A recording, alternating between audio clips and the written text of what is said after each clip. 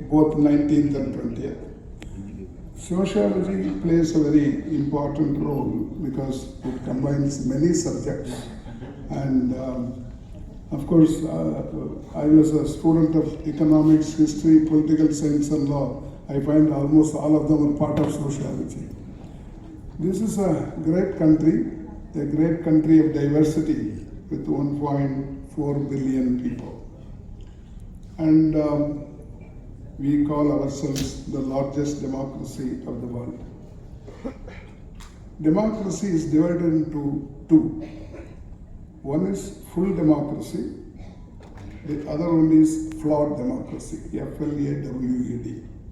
It is done by economists. 24 countries come under full democracy. About 48 countries come under flawed democracy.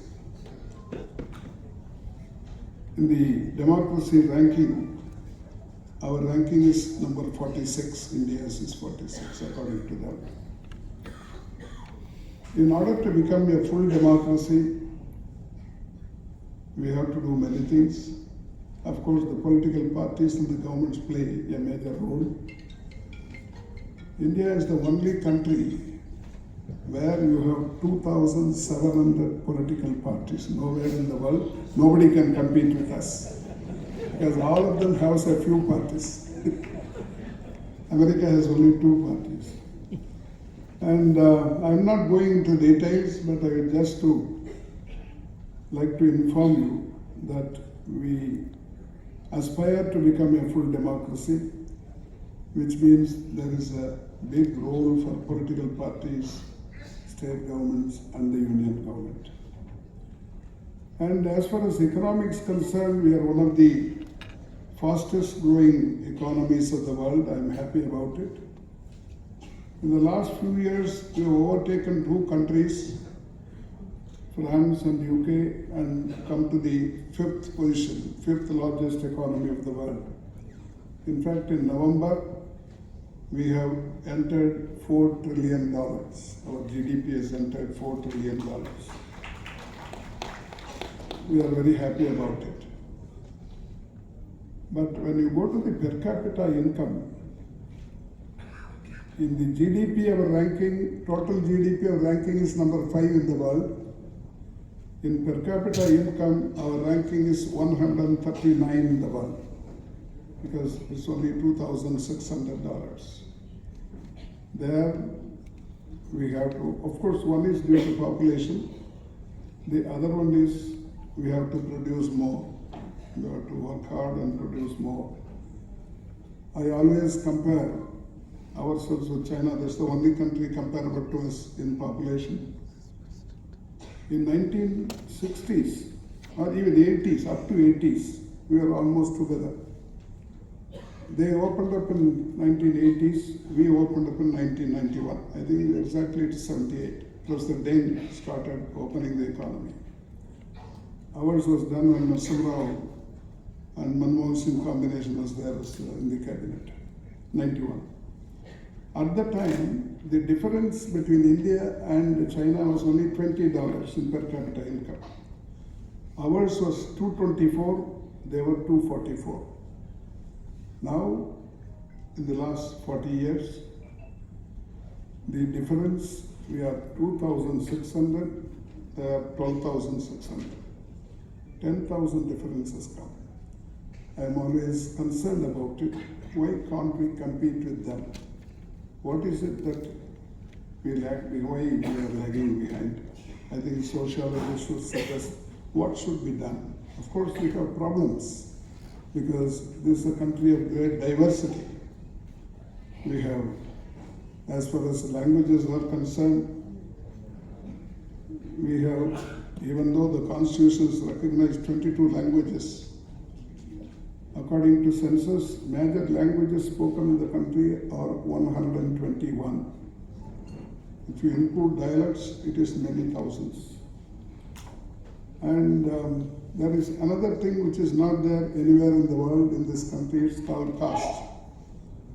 There is no country with caste system. This is the only country which started with 4 castes. Now we have 25,000 castes.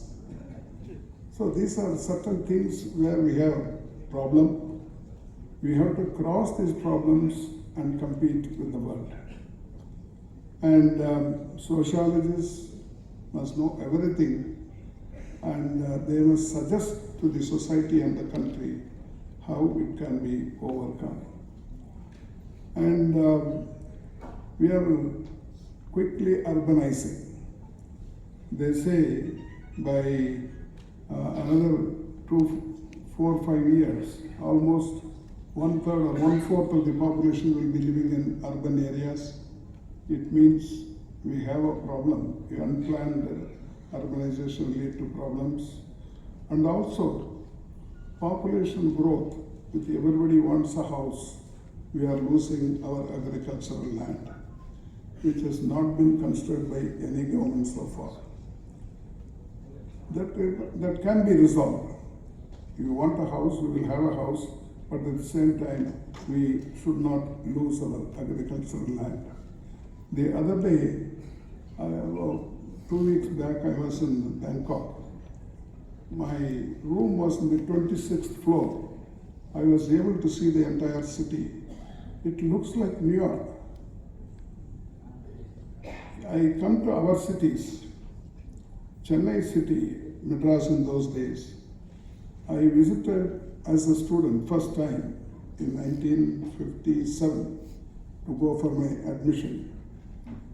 I saw the tallest building in Mount Road in Anna Sale, LIC building. After 60 years, that is the tallest building, even now. That is the kind of growth we have. I think it is the duty of all the governments to encourage more skyscrapers, tall buildings, so that people will have houses, but at the same time, we will not lose our land, agricultural land. That's a very important thing. I want the sociologists to consider this point and tell them. And we have natural disasters. How is it that we can prevent or we can escape from natural disasters? These are also part of the conference. And of course, in the 21st century, we have technological advancement, economic advancement also, like in technology, we have artificial intelligence, machine learning, etc.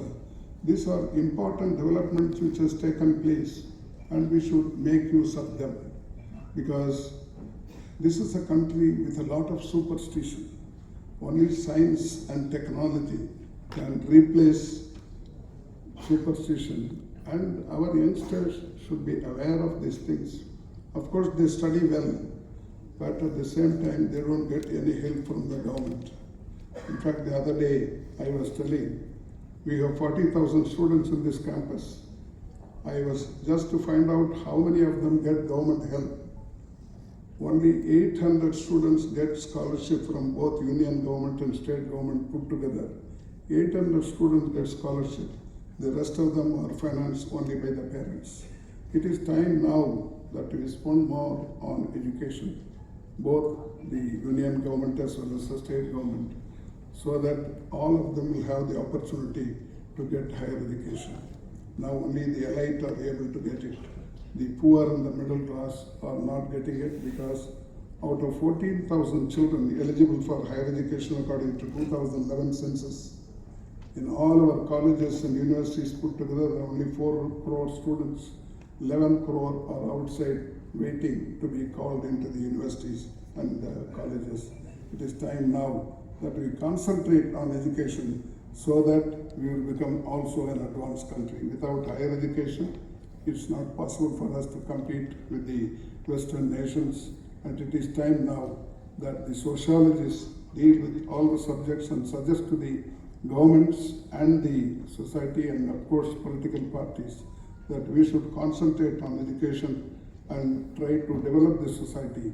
And the other only important thing I want to mention is, even though we are growing, the benefits of economic growth is not reaching all. I don't know how many of you studied that. In economic inequality, India is becoming one of the worst countries in the world. the top 10% of the population of this country own 80% of the wealth of the country. The bottom 50%, they own only 6% of the property wealth. But when it comes to payment of tax, for example, GST, that's the one which gets the maximum amount to the government. In GST, the bottom 50% pays 64% of the tax, and the top 10% who own 80% wealth of the country, they pay only 4%. I think you must study this and tell the people that it is time to do something so that this inequality can be brought down. In fact, we have overtaken US in inequality. The top 1% of the population in the US, they own 37% of the wealth of the nation. In India, the top 1% own 58% of the wealth of the nation. That is how we have overtaken US in inequality. We have to overtake them in many things. In fact, I am always thinking that one state in US, California, whose population is only 4 crores, their total GDP is almost equivalent to India. I think last year it was 3.6 trillion or 3.7 trillion. How is it possible for one state with 4 crore population compete with 140 crores population in the big country? What is it that we should do to compete with them so that we can also become like them? Their per capita income is $80,000. We are in 2,600. These are the things we have to be considered, and it is time now that the sociologists, because you are supposed to know everything, and the duty of the sociologist to approach a multidisciplinary, interdisciplinary and transdisciplinary approach for solving all these problems. And you are all here, senior people are here, and the youngsters are also trying to learn from you. I would like to suggest all this to the government so that we will also become an advanced country, and our students, our youngsters also will be able to compete with the rest of the world. And I would like to thank individually all the delegates who are participating here, who have come to Vellore. I hope our stay will be comfortable, and I wish you all the best. I would like to thank our minister.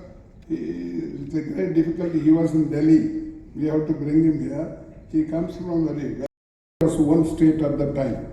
That's how from Kasaragod, Mangalore to Berhampur, it was one state, Madras province. In that province, there was a party called Justice Party, which was ruling from 1920 to 1937. In that cabinet, he was a minister and also a chief minister, his grandfather. He is the third generation minister.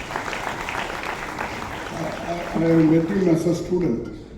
His father was the Speaker of Tamil Nadu Assembly and also a minister, Padivel Rajan. And of course, I was very close to him. Now I am happy that the grandson and son of that family, he is here. I thank him personally for taking time and come and address us. Thank you very much. Dignitaries from ISS to join.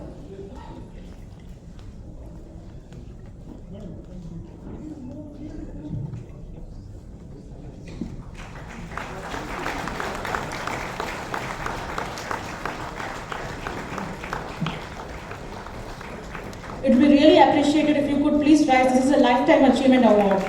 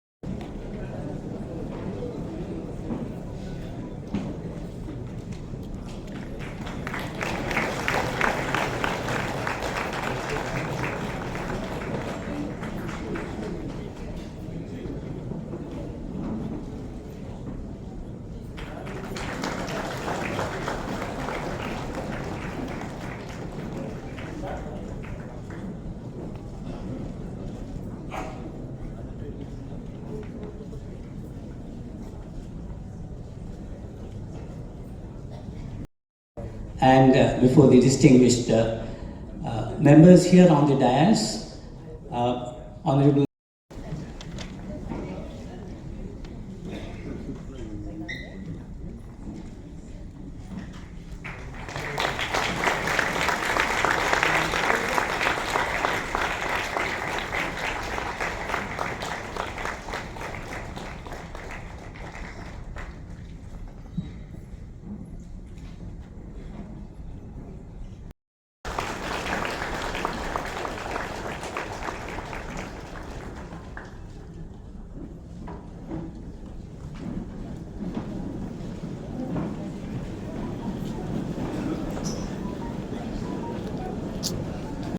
of India and Asian Studies. I request our ISS dignitaries to join.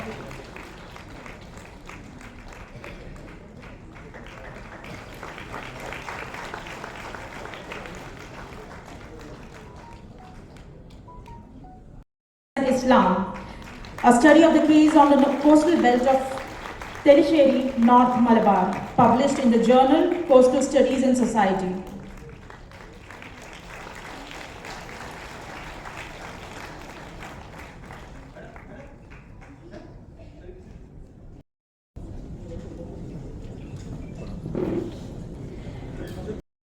Abstracts for presentations in the 31 research committees of the Indian Sociological Society and more than 1,100 registrations.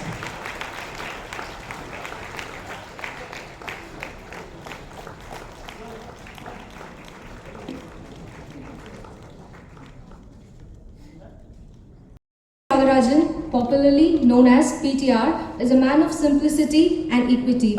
He currently serves as the Minister for Information Technology and Digital Services in Tamil Nadu government. Sir has earned a BTech degree from NIT Trichy, MS in Operation Research, and a PhD in Engineering Psychology from the State University of New York at Buffalo, and an MBA in Finance from the MIT Salman School Management. Sir began his political career in 1990s as an independent consultant in operations and system improvement. Sir has also worked in the Standard Chartered Bank, Singapore. He served as the member representing the United States on the International Standards Organization Committee. He holds a patent on the title Methods and Systems for Providing Structured Loan Commitment Transactions. Following the footsteps of his grandfather,